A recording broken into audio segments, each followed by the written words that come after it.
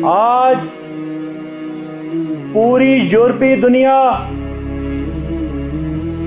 हमारे नबी पे कुत्तों की तरह भौंक रही है। पहले एक कार्टून बनाए जा रहे थे,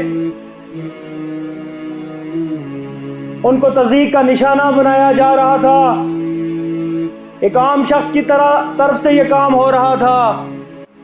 लेकिन फिर एक बदबख्त, एक कमीना और एक कुत्ता फ्रांस का सदर ऐलान करता है